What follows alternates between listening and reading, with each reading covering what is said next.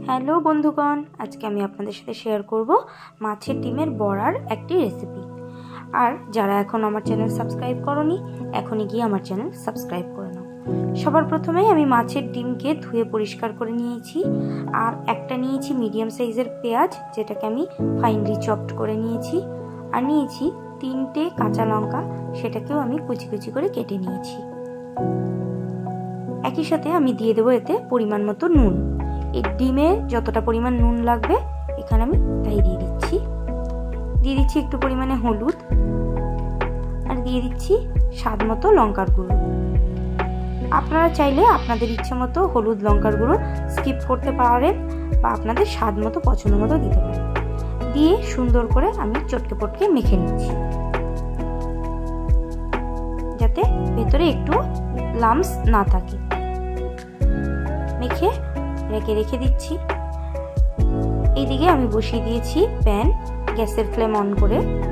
Pan গরম হয়ে গেলে তাতে আমি দিয়ে দেব তেল।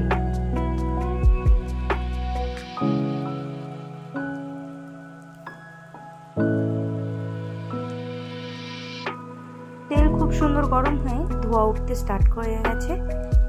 এই সময় আমি ছোট ছোট করে বড়ার মতো শেপে মাছের ডিমগুলো দিয়ে দিচ্ছি। আর এই মাছের ডিমগুলো দেওয়ার সময় গ্যাসের ফ্লেম কিন্তু একদম লো রাখতে হবে, নয়তো মাছের ডিমের বড়া করতে গেলে খুব কিন্তু গায়ে ছিটে আসে। আর গ্যাসের ফ্লেম হাই থাকলে আরো বেশি পরিমাণে ছিটে আসবে। যার জন্য গ্যাসের ফ্লেমটাকে একদম লো রেখে তারপর আমি বড়াগুলো দিয়ে দিচ্ছি।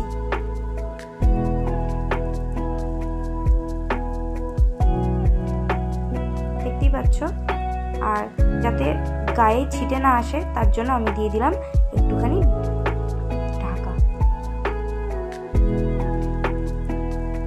এক পাশ হয়ে গেছে, তারপর আমি আরেক সাইডও উল্টে পাল্টে ভেজে নিচ্ছি।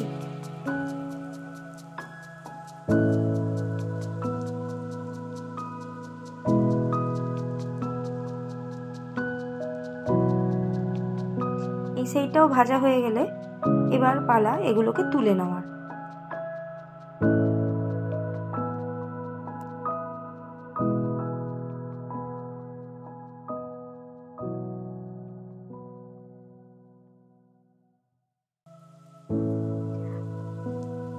এই একই তেলে আবারও আমি বড়াগুলোকে ভেজে নিচ্ছি।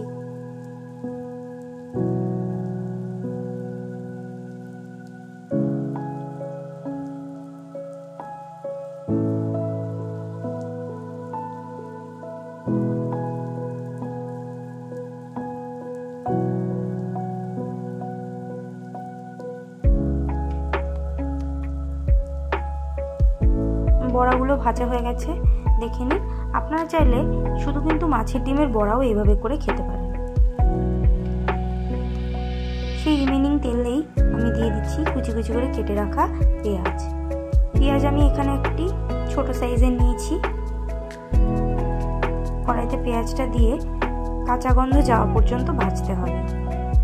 এই রান্নাটাই কিন্তু পেঁয়াজের কাঁচা গন্ধ চলে গেলেই ব্যাস হয়ে গেল, অনেক বেশিক্ষণ রান্না করতে হয় না। তারপরে আমি এই তরকারিটাতে যেহেতু আমি আলু দেব, তার জন্য আলু দিয়ে দিয়েছি।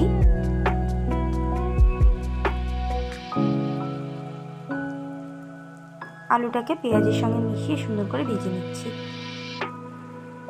একটুক্ষণ নাড়াচাড়া করেই আমি এতে সমস্ত নুন মশলা একেবারে দিয়ে দেব।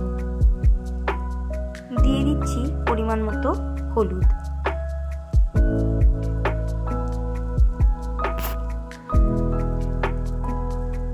তারপরে দিচ্ছি লঙ্কার গুঁড়ো,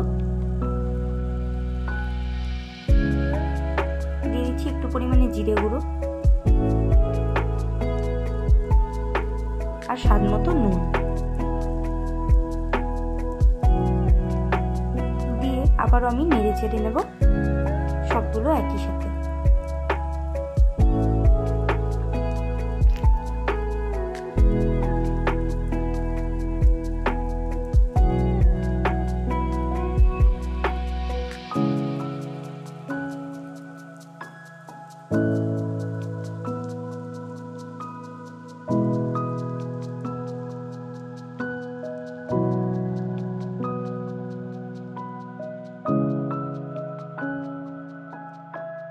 মশলাগুলো যাতে কড়াইতে লেগে না যায় তার জন্য আমি দিয়ে দিচ্ছি একটু পরিমাণে জল।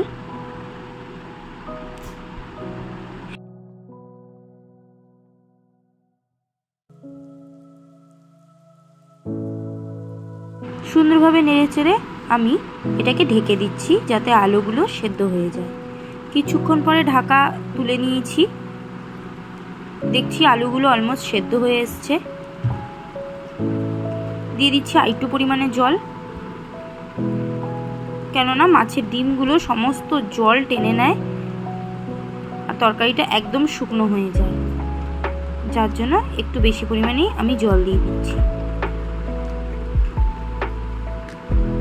আবারও কিছুক্ষণ আমি ঢেকে রান্না করে নিয়েছি আর মাঝখানে আমি একবার এতে দিয়ে দিয়েছিলাম মাছের ডিমগুলো। মাছের ডিমগুলো দিয়ে কিছুক্ষণ ফুটে উঠলেই হয়ে গেল আজকের মতো মাছের ডিমের বড়ার তরকারি। আর নামানোর সময় আপনারা একবার চেক করে দেখবেন নুন স্বাদ সব কিছু ঠিক আছে কিনা। আর নামানোর আগে একটুখানি গরম মশলার গুঁড়ো দিয়ে নামিয়ে দেবেন। দিয়ে বেশিক্ষণ ফোটাবেন না, 2-3 মিনিটের মধ্যেই নামিয়ে দেবেন। তাহলেই রেডি রুটি ভাত দুটোই সাথেই খাওয়ার মতো মাছের ডিমের বড়ার তরকারি। আমার রেসিপি কেমন লাগলো কমেন্টে অবশ্যই জানাবেন। রেসিপিটা খুব সাধারণ কিন্তু খেতে কিন্তু অসাধারণ হয়। সবাই ভালো থাকবেন, সুস্থ থাকবেন। টাটা।